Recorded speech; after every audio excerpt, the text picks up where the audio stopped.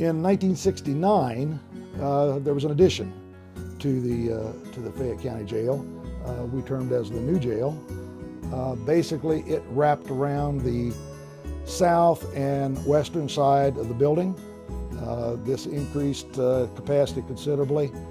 It had facilities for dormitory styles, individual cells, visitation areas, etc.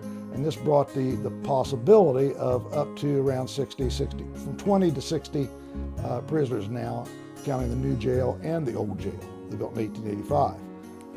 In 1974, a grant was received to add the administrative offices and the garage area to the Market Street facade of the building. The old porch was removed, those were added, and you really can't tell if you look at the Market Street, Court Street, or Main Street side.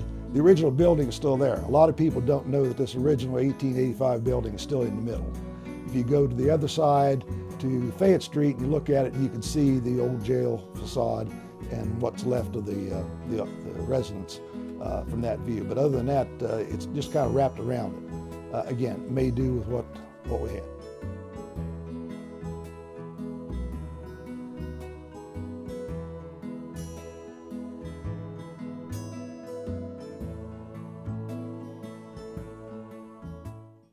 Well, you've heard Bob Russell talk about the jail, about the original jails and how they've morphed into what we have today. And even though it's a 130-year-old facility, it's been used every day since it was opened in 1885. Not very many jails are like that. We maintain this jail as best we can as servants of the people, and physically and fiscally responsible as we could be in maintaining a good, solid facility to house inmates. We're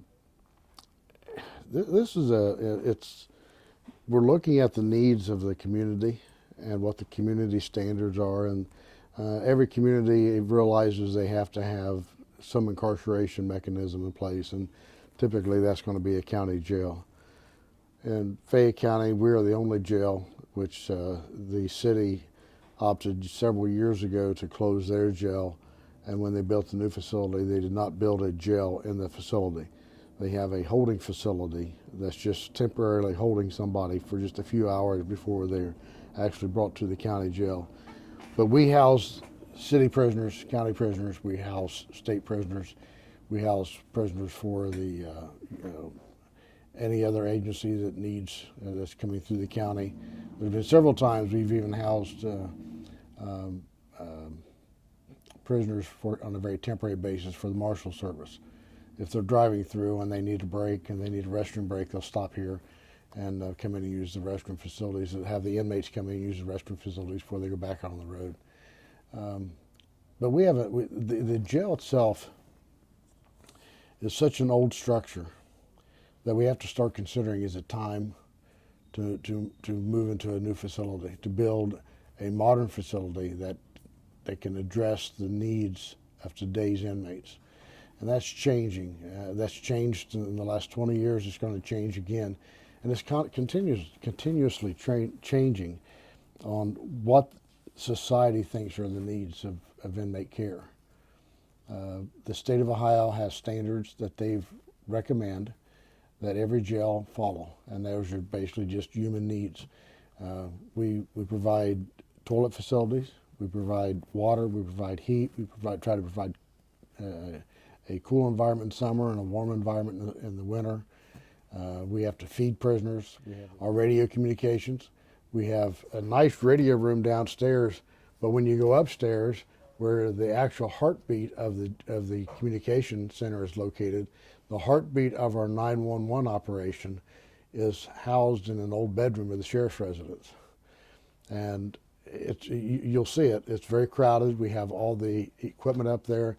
This equipment runs 24 hours a day, 7 days a week, and it's and we wear it out.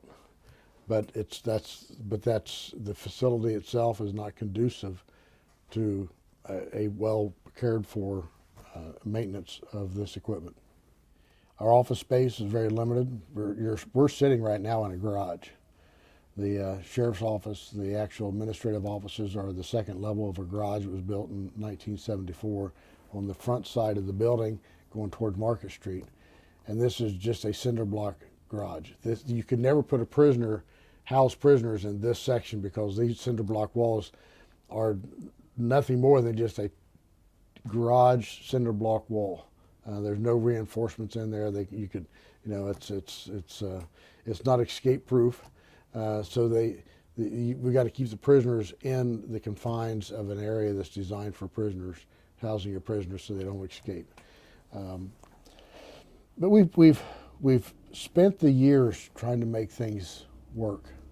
We are constantly looking at ways of developing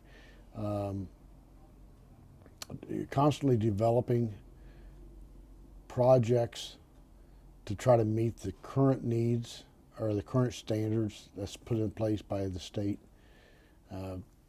Right now we're looking at a shower situation.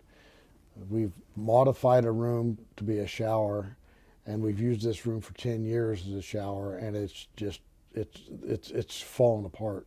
It's not safe to put anybody in there to take a shower, so we have to make other alternative for those people being processed in and using the shower. So we have to build another shower.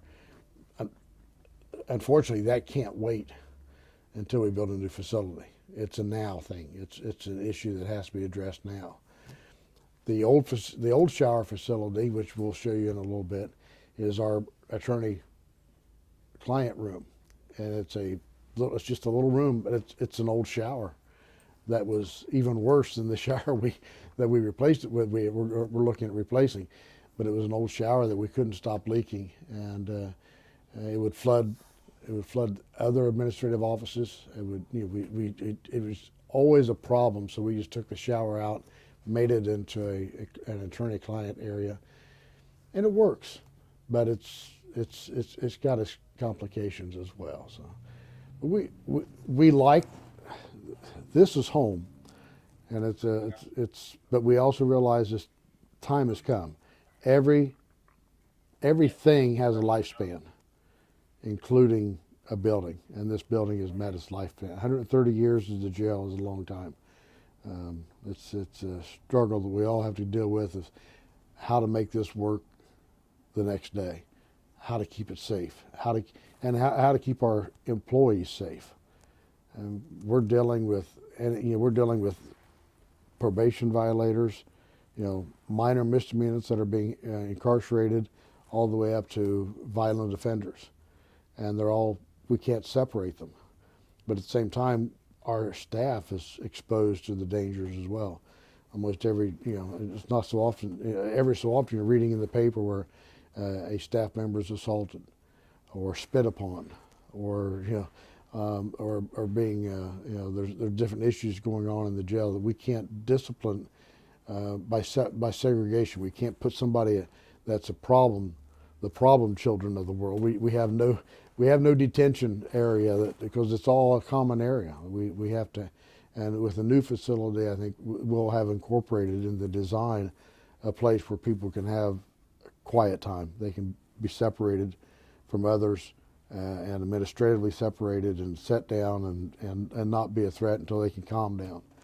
And right now and that's less hands-on. We can move them and until they get accustomed to being incarcerated, which is a tough thing. And we have mental health coming in, but we have no place for mental health to sit down and talk to somebody. They have to do it, between the bars. They have to do it in a facility that the attorney-client shower room. A medical facility is literally an old closet, and that's where the doctor has to see patients. And unless we take them outside the facility to the hospital, it's just literally a closet. It's just we converted an old closet into a doctor's office. We've converted another closet into a laundry room. Think of it, when this building was built, they didn't do laundry. We barely had electricity and plumbing, and it was very rudiment. And we're still when we have plumbing problems, we still dig up cast iron plumbing that should have been disposed of years and years ago. But we're still digging it up and using it. It's still being used today, and we're patching it and moving on. And we have clay tile and we have cast iron, things that are not used in today's building. And they've lasted, but yet when they start deteriorating, we have major problems. And plumbing is a big issue here. We're constantly flooded. We've always having clogged drains. We have to snake out, or sometimes even excavate the ground and remove to fix the broken tile. So it's all part of having an old structure. Maintenance is a constant maintenance struggle. The current facility was basically done. You didn't have too many females that were incarcerated back in the 1800s. It just didn't happen. So our facility is kind of based on the idea that these are all going to be men incarcerated. Here we are 130 years later. Our female population stays at around 20 people, 20 females. We have to find a place within the facility where, by law, if you have females and males in the same facility, they have to be separated by sight and sound. We can separate them by sight, pretty much. That's difficult, but it can be done. Separating by sound is a different thing, because these walls, the sound carries. It's not designed to be sound retardant. So even though they can't carry on a conversation, but they know that there's males on the other side of the wall, so they're screaming messages back and forth, and we try to discourage that as much as we can. We try to separate them as much as we can, but it's difficult. Those are one of the standards that we have to maintain, and it's very difficult. And that's part of the classification we have for all of our inmates. With an old facility, you can't classify an inmate. You classify by misdemeanors versus felons.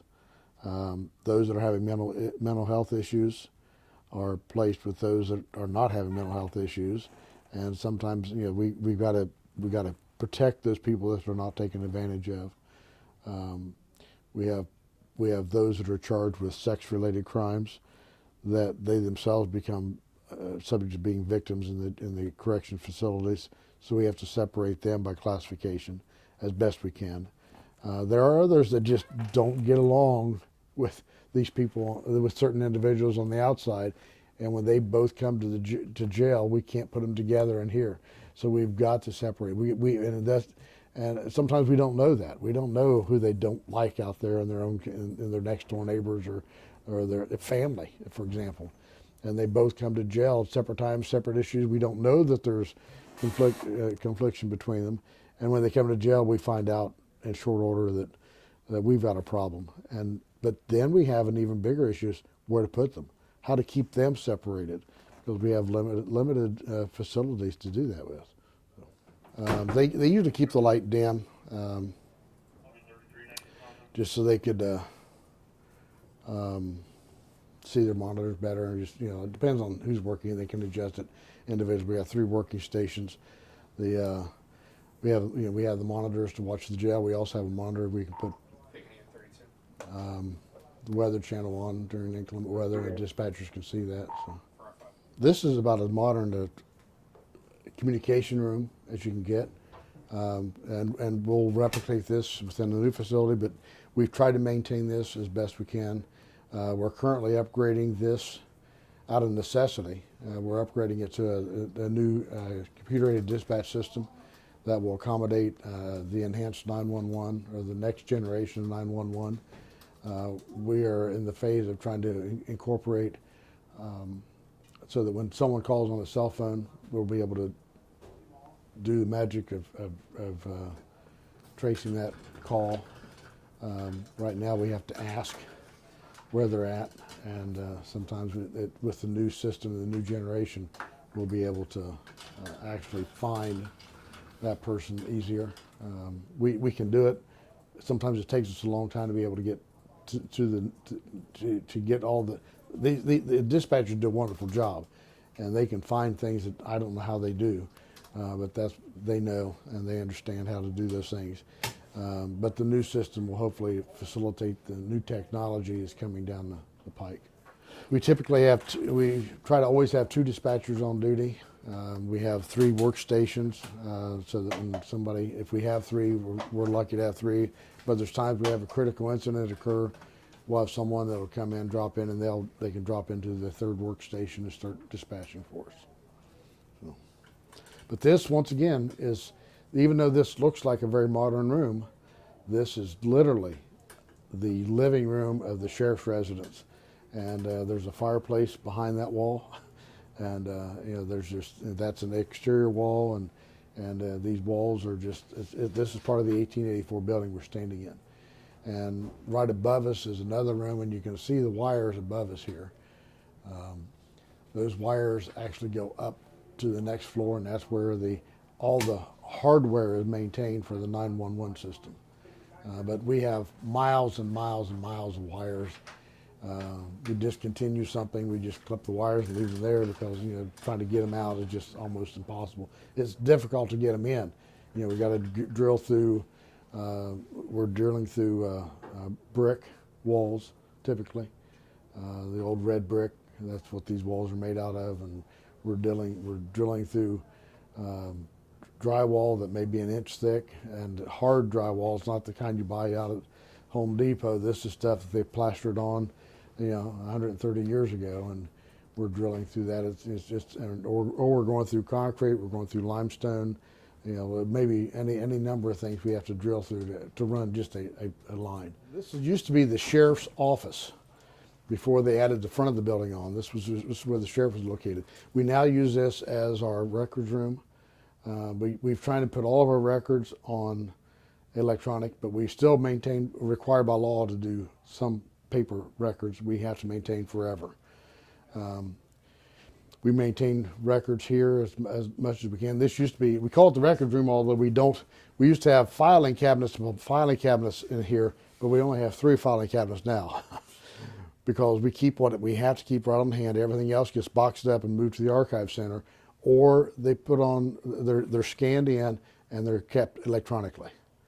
And so that we can keep, we can keep everything on a hard drive or in the cloud, rather than actually in a file box somewhere. Although when we go upstairs, you'll see some more files, but those are, once they're done here, they're moved upstairs. They kept there for a couple of years, and then they're migrated into the archive center. But we were keeping so many files here. It was a weight problem.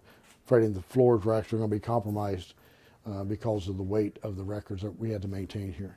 We do our fingerprinting here of the public, and this was, like I said, this was an office, but we needed room to be able to work, and this has become the work room. We do all of our copying here. We do all of our fingerprinting, our intoxilizer. The public comes in for background check. This is where they usually come in. So this becomes, by default, became the room that we operate on from. And one of the reasons that we've been able to stay open this long was because of the insightfulness of our county commissioners over the generations, as well as the sheriffs that we've had. The original sheriff's, this was a stairwell that went here, and that stairwell was moved over so that we'd have easy access to the jail itself. Instead of working underneath the stairwell, they moved it over. But they also, when they built the jail, and this is the critical thing, when they designed the jail with the stairwells made out of concrete and metal. And that has kept the facility open this long. Because if they were made out of wood, we would have had to close the facility because it would have been unsafe. Fire marshal would never have let us keep somebody in the jail if they have to come up and down wooden stairwell. Which, in case of a fire, you got a chimney. And you'd have no place people could escape. So we have metal, and you'll notice that once we get back in the jail, everything is metal or concrete. We don't have wood stairwells, we don't have wood siding or paneling. That stuff has all been removed. And then once you go from this point on, this is drywall, and but it's by design. Fell over. Okay, guys, smile. This is our jail staff. Matter of fact, this is most of them. We have some, and most of them are look good like this, and some of them don't. This is the booking area. We book how many a year? A couple thousand. Actually goes through 1,200. We're booking that many people coming here every year. That's our average. We probably 1,500 people a year come through here. They're fingerprinted. This is once again, the mix of old and new, 130-year-old building, but yet we've got the newest technology. We can be fingerprinted, and by design, whether it's by practice or not, but by design, they print somebody. That print can automatically be sent into the database at Bureau of Criminal Investigations, and it's automatically uploaded. So everything is done here. We don't take paper prints or ink prints unless it's a have-to case, but everyone else is done electronically. That's just technology. We've tried to maintain that technology as it comes, as new technology is advancing. We try to take advantage of that. Doesn't always work, because to run a wire in this facility, you got to, once again, we're now in the jail. We're not in the other part. On the other wall was a residence, and it was built as a sheriff's residence back in 1884. Now, this was always built as a jail. These walls are 3 foot thick, probably, and I don't know if we can, if we're able to show one of the funnels that we have back in there, if that's behind you, but if any of them's opened up anymore. You'll be able to see it in the jail, but that was the technology. Just show you the advancement we can monitor inmates through the cameras. We have camera systems throughout. But running those wires, I mean, just you can imagine the thousands of feet of wire we have through this building. Every time you see a light, that light was not designed for this building. There was no lights when they built this. It was just, when it got dark in here. But when they put electricity in, they had to run those wires. They had to drill every time they put. Then when they developed the phone, they had to drill holes once again for phones. We're doing the same thing today. With all this technology we have, there has to be hardwire somewhere to make these things work, and this is what we're doing. This is actually the wall of the jail, the original jail doors down there. It's just a matter of, you have to be coordinate. This is the kitchen of the sheriff's residence, and to understand the concept of sheriff's residence, when they built jails and they elected the sheriff's wife came in, and she was the bookkeeper, she was the matron, she also cooked the meals. When you elected a sheriff, you basically, he brought his whole family to the jail, and the jail typically didn't have jailers, you didn't have deputies, it was just the sheriff. And if the sheriff needed a person, then he would appoint somebody to go with him to go get a prisoner or to make an arrest if he needed, but otherwise that person would just not function unless he was actually called for that particular idea. With that in mind, the sheriff's wife would actually perform all the functions within the jail. So when he went out on a call, she stayed here and took care of the prisoners. Now the prisoners, they may only have 2, 3, 4 prisoners, but when they started modern policing, and we started arresting more people, and a lot of things, the population started growing, then we had an issue of we had to hire matrons, we had to hire dispatchers, we had to hire cooks, and we still only have 2 cooks working, and they prepare actually every bit of 300 meals at a time, and this is the entire facility. It's modern in the sense with the range, the stove, refrigerator back there, which was a bear to get back in that little closet. And it may not, we may tear the building down to try to get it out. But this we would have been here an hour ago, you would have seen the cook had this entire place. Like, she has a system that we don't like to mess with her system. They have a system on how they do things, and and it works. Each cook has their own system. They prepare all the meals basically by scratch. They do have some, canned foods and processed foods, but most of the stuff they have the flexibility of actually cooking however they see fit. And we have good food. We try to maintain good, nutritious meals. And that meal is sometimes the only time these people will ever see a nutritious meal. They may have gone through life eating candy bars and potato chips. And when they come in here, they're going to get 3 square meals a day. Around this part is the this goes up to the sheriff's residence. The upstairs, there was at one time there was 2 female cells up there. We may have Matt open that up and show you because it's kind of give an idea of how they maintained females back in the turn of the century. They were actually part of the sheriff's residence, but it was 2 cells they built in one of the bedrooms. When I think it was designed that way, it wasn't just a bedroom they converted. It was actually designed so that the matron, who was the sheriff's wife, could take care of the 2 if they had females or juveniles. They were allowed. At that time, if they had to arrest a juvenile, they would go into this separated area. But you see this thing here. That's a peephole and a listening device into the jail. And that was what they would do is they would come in and they could actually move the door and they could listen and hear what the prisoners were saying. Before they had technology, this was high tech. When we go into the jail, you'll see what the other end of this little hole looks like. That's a 1-inch hole. It's a 3-foot hole on the inside. It's a funnel that actually collects the sound. And you can also see, when you look into that hole, you'll be able to see the entire jail, come into focus.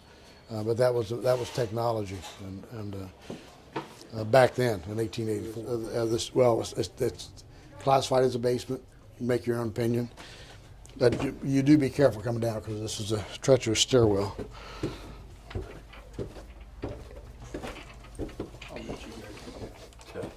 You'll have a deeper appreciation. He can see the video. He can see the video.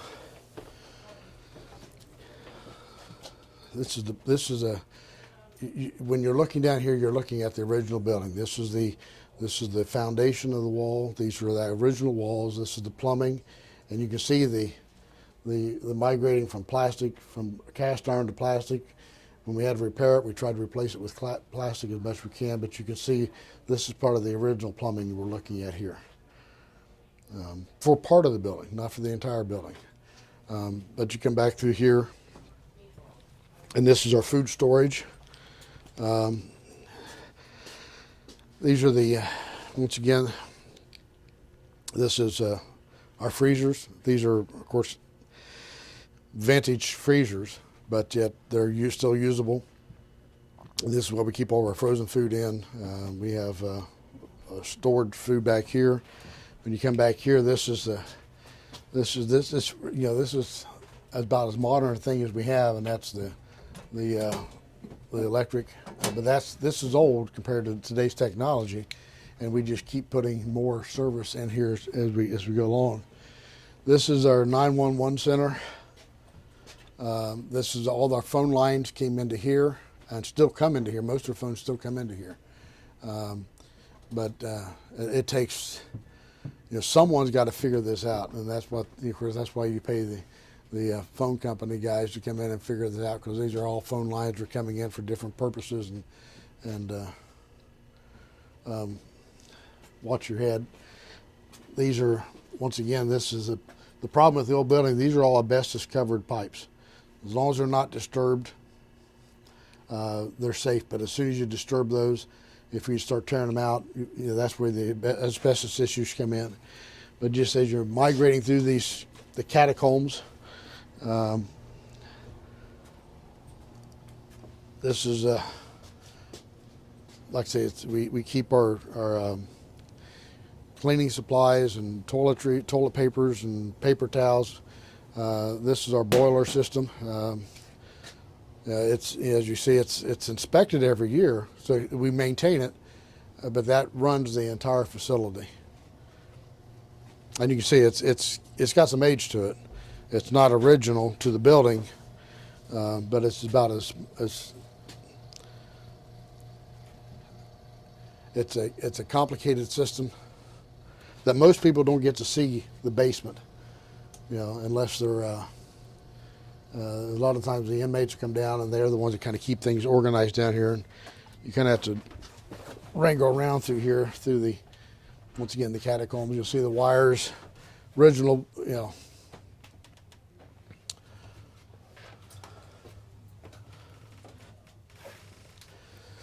Hot water heaters, that supplies the hot water to the jail for showers.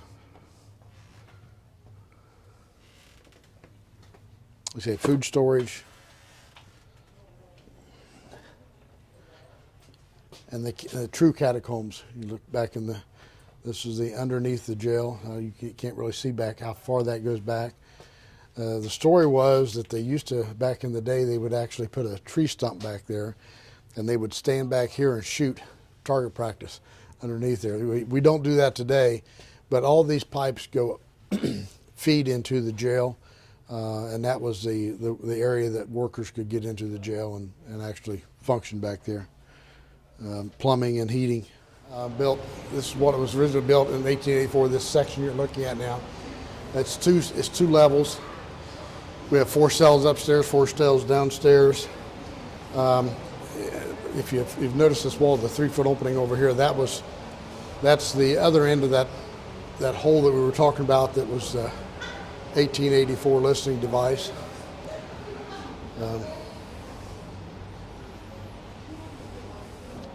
Coming in, ladies. Yep, hello.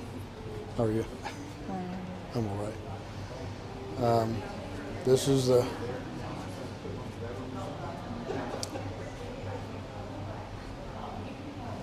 they actually took the cells out of that, made that into a restroom, and actually put those cells out here in the hallway.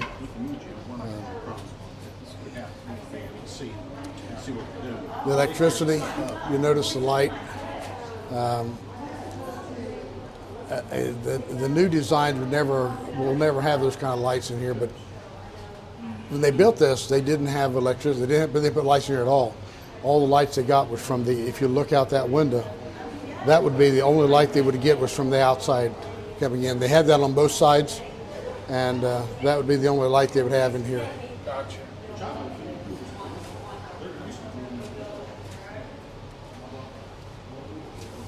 We took the doors off years ago, and that was by recommendation of the Bureau of Adult Detention. By taking those doors off, that allowed the prisoners the freedom to move around at will, so they don't have to.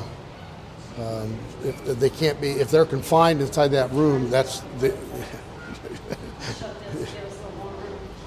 If they're actually confined inside a cell area, then that's where they have to stay. But by taking those doors off, they can come out, walk around as they please, and most of them do. That's the shower facility. We're coming up. Yeah.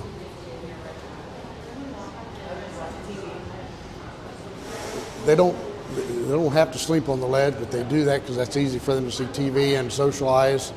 I don't think anybody is.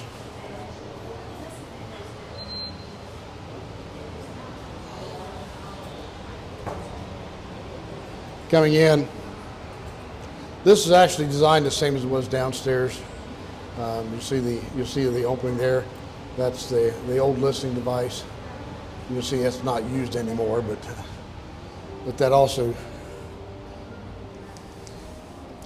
And there's a towel up there. We normally don't allow the towels up there, but you're here, but there's no privacy when you're in a jail. I don't care how new the facility or how old it is. You're not gonna have any privacy. There's a good example of a inmate.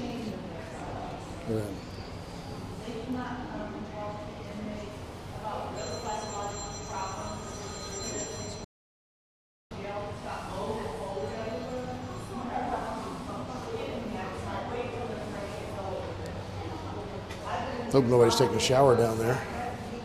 That's you actually look down and see the shower. No, these are relatively new beds. We have these in the entire facility. We put the rail up here because people were deliberately falling off and injuring themselves. So we put the rails on there so these can't fall off the bed. They can't use that excuse that they fell off. these are good beds, but these are relatively new. We're probably less than 10 years old.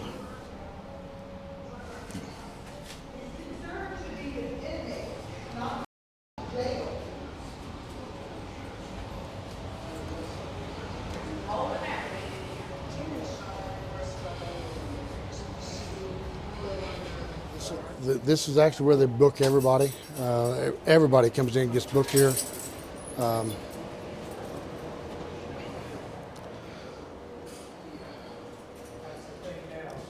If you notice, we have this is a very temporary position. They come in here. They're only here. Typically, they will only be here for just a few minutes until they're actually processed in, classified, and put back in the housing.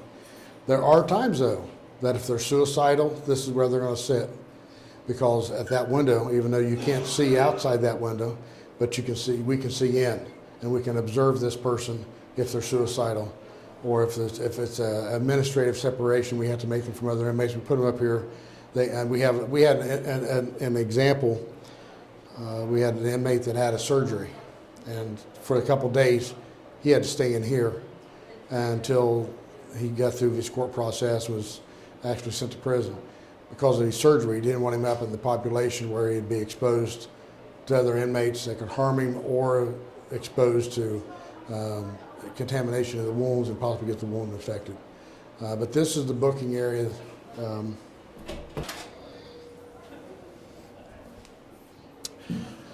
You look at our technology. This is our video arraignment.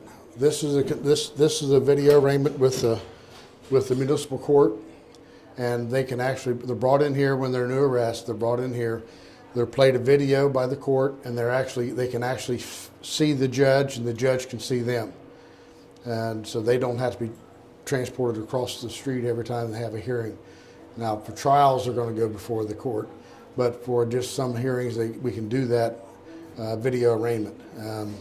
This will be greatly expanded in a new facility to include video visitation, so that the inmates can actually visit with family on a scheduled time through technology. The technology is available for video visitation, not only arraignment. But in this room, this is an old shower. This was a booking shower. We abandoned that because we needed some place for attorneys to meet. So we bring them in. This is a table for the attorneys to sit and talk with their clients privately. Mental health will often come in here and talk to individuals. Whatever, if they need to have one-on-one, this is the room that's done in. Clergy would have the same opportunity if it was that type of a situation.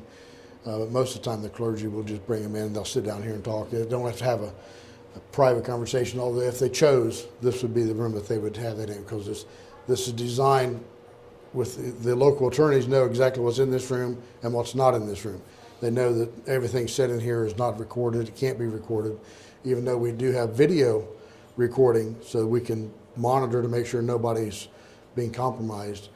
There's no audible recording in here, and so they can have their attorney-client privilege the same way the pastoral visits. Phone system throughout the jail, the inmates can phone. This is, once again, it doesn't look very modern, but it is a very modern technology. It's all based on a debit card, so they can buy minutes. They put their PIN number in. They can make phone calls at home. They're not reversing the charges that way. Now, if they don't have that debit card or that commissary money on their commissary account, if they want to call home, they're going to have to call collect. But we discourage that because it's so expensive. And the system allows them to do this without, if mom gives them a $15 phone card, when that $15 is done, their phone minutes stop. And the families can control that expense rather than accepting phone calls that are 3-5 times more expensive. This section was built in 1969. Excuse me. That's when they built this on. And this is all concrete, as you see, cinder block and concrete, but it's all built for specifications. What we're looking at here is is the newest addition to the jail. This is the body scanner. This room was built this room was designed and built to hold the body scanner. It was built to the standards of the company as well as to the Bureau of Adult Detention, because it's part of the secure jail. So there's rebar in all the walls. So it's an expensive room for an expensive piece of equipment, but it's a very necessary piece of equipment, as we're finding on almost every jail now is going to the body scanner. So every inmate comes in, they're processed through the body scanner. Matt, you want to? Every inmate is brought from the outside through this door. This is our medical room, literally a closet. When we took office, it was they had mattresses stuffed in here and paint cans, and it was just literally a closet. Two of us can't fit in there at the same time, or two of them our size can't fit in at the same time. Commissioner. But the doctor can see if he wants to see a patient. He can bring the person in, set him down. More times than not, he brings him up to the booking area, or he'll see him back in the whatever's appropriate. We used to have a bed in here, it just took up so much of the room. The new facility hopefully will have an entire facility for the medical. This is where we keep all the medication. We have two nurses coming in. Health department we contract with the health department. They bring in nurses every day to come in and sort through the medication, and so that the jailers will have little packets that they can dispense. They know it's written on there by prescription what they give this individual. So they don't have to sort out the pills. A nurse does that for them. Then we have another nurse that comes in once a week to do physicals or to see medical calls, and the doctor comes in one day a week on medical calls. And as the population goes up, we increase that to 3 times a week based on our population. Right now we're running twice a week, one with the nurse practitioner and one's with the doctor. But everything you have here is all designed for the medical use. I'm going to swing that door shut.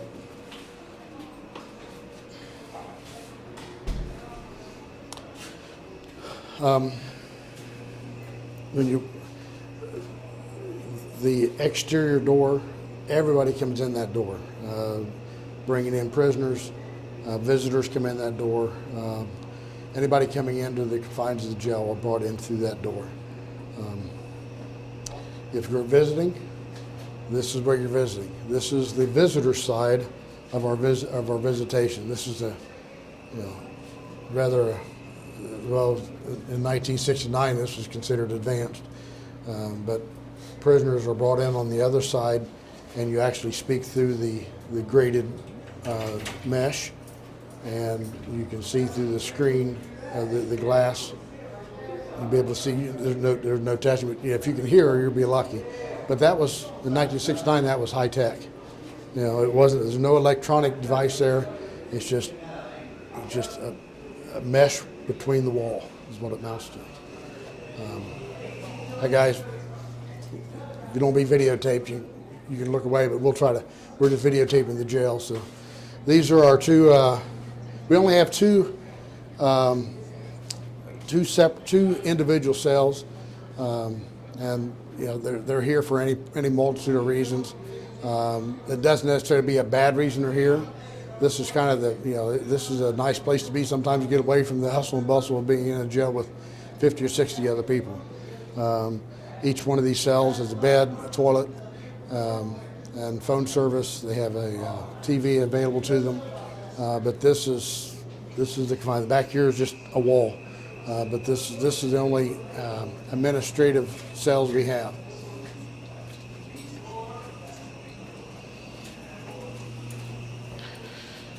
When we work down our other hallway, that's when we're going to start seeing more of the population. Do they know we're coming in? Okay. This is our drunk tank. We use this overflow. We're using it as disciplinary at times. Sometimes it's really for drunk people. When they come in intoxicated, it's nothing they can do to hurt themselves or to hurt the room in there, and sometimes just to quiet them down. So, hey guys. To control spam. This is the biggest pod we have. Everybody in here, it's difficult to do separate any kind of classification. That's one of the hopes that we'll have, is be able to classify people at different levels. Notice the screen, the television. This is purchased out of. You guys can you turn that down just a little bit, guys? Yeah, they control it. From this part was built in 1969, so it's a good structure. But you look at the wiring. Every time we have to run wiring, we have to do it on the outside of the wall, or we have to drill through multiple layers of wall. The environment for inmates, as well as environment for the staff. This is what the staff work in for 8 hours every day. I was telling you about the wooden stairwell. This is the upper level of the jail, and this is all concrete. So this is why they've been able to maintain this facility as long as we have, because they built this to last. The stairwell lasts, the rest of the building's not lasting, it's a problem.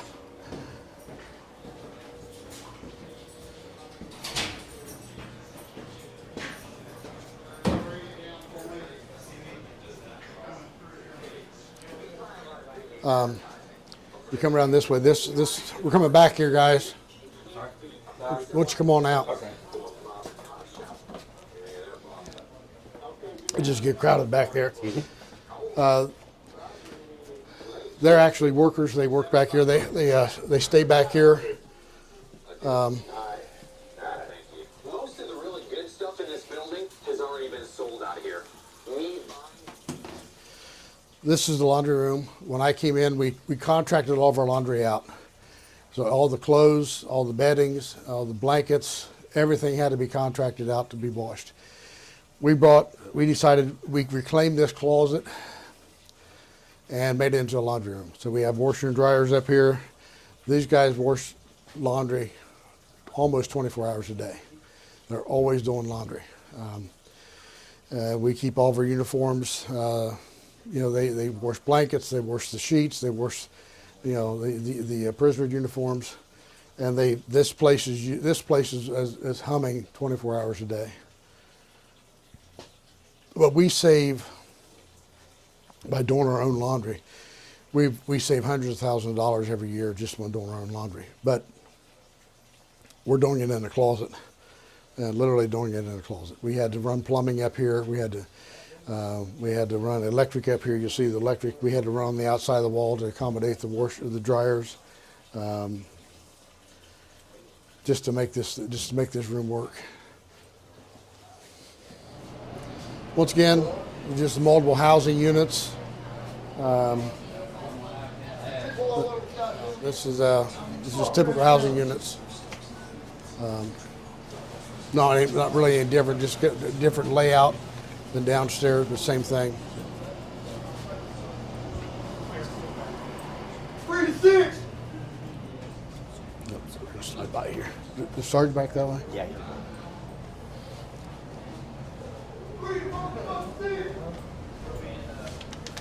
Hey guys, don't mean to wake you up.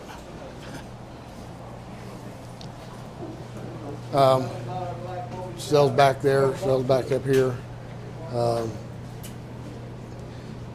About the only time they can segregate us to the different cell blocks.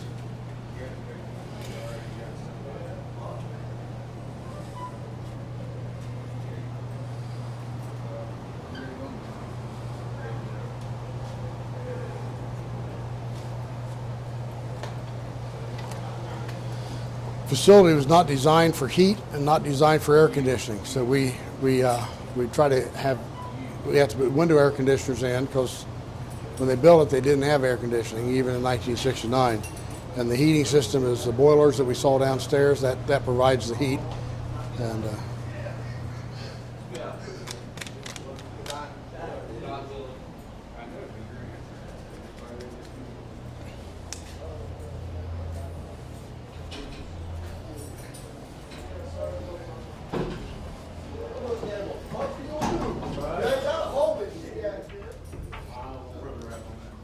okay.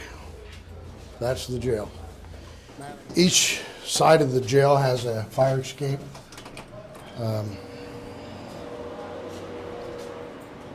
But that's also, when if we have to leave for a fire, we can't push a button and open a door or close a door. We have to go up there and physically unlock a door. But we have exterior fire escapes on each level that will take them outside. If the building is actually on fire, smoke inside, we take them outside. We've only had one time in the 22 years I've been here that we've had to evacuate the building, and that was an electrical fire. And just because of the smell of the burning rubber on the electric lines. The building itself wasn't on fire, it was just an electrical fire. We did move them out because of the odor. We moved them to Chillicothe, the Ross County facility, but it was a very coordinated move. And I think that was the only time, Matt, the only time we had to, that was the only time we've had to evacuate the jail. And that was, like I said, a very coordinated move. But they have a plan. If we have to do it, they have a plan on how to evacuate the jail. But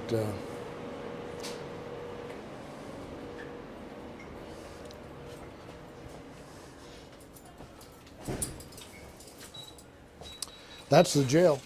There's a multitude of reasons why we believe we need a jail. You've got good footage of what the inside of the jail looks like. It's pretty harsh working conditions for the employees, or their safety. It's not good for the folks that we have to bring in from unfortunate situations for whatever reasons. We all have our obligations to fulfill in maintaining a safe environment for the folks that we bring in. It's kind of understandable under the cramped housing conditions inside the jail that we've got, why sometimes inmates act up. So that makes it more difficult and less safe for our employees. So we're looking at it from both sides. One of the bigger issues that, with the good fortune of working with the judges and adult probation and so many other folks, is that we can bring people out of the jail when we get to terribly crowded conditions. But if we get to the situation where we have to get down to our normal operating capacity, we would have to start renting beds. And our commissioner's office, we've researched a little bit, and there are counties to the south and east of us that are spending upwards of $250,000 somewhere to $300,000 a month just housing prisoners. And then it takes our road deputies away from Fayette County just delivering prisoners back and forth, plus putting the miles on the vehicles, plus endangering again the deputies and the folks that we're supposed to be housing, or would hope to be able to house here in Fayette County. It's a much less ease of operations, because if the judges, you were looking in here about the conferencing, the video conferencing that's available, and I don't know that we have that ability, from other counties to video in. Well, and I don't know how technology works that way. That's not my gig at all. But we wouldn't want to suggest that we have a conference and a snowstorm, takes down the video link or whatever, and then judges, well within their right, of saying, listen, we're supposed to be determining justice and offering opportunities here for people. So we want to be able to try to do that here, home based. I've been a commissioner now with the good fortune of working with some great people, but I've been here since '02, and within the first month of me being a county commissioner, the legal group that covers Fayette County said, you guys are 25 cents away from a federal lawsuit here. So that's 16 years ago. And we have done what we can do, but with the limited space that we've got, with the continued escalation of requirements, regulations for operating, again, just for the safety of the inmates and our employees. And we don't need people getting hurt when we think we can find ways to stop that from happening. We believe that we could have opportunities for much less recidivism if we had space for programming to work with some of the inmates that we have, some of the folks that are frequent visitors into the facility. So we're just trying to live up to our obligation of what we have to do for the community. And some folks are in jail for good reasons, some folks aren't. I'm not here to discuss that. That's not the topic today. But what we believe, our commissioner's office believes, is that we need to look at other alternatives other than the jail that we have been working out of, or Fayette County commissioners have dealt with, judges and sheriffs have dealt with since 1885, I believe, when the jail was originally built. And it's just, we just need to look, and that's what we're doing. Appreciate the opportunity to talk about it for a minute.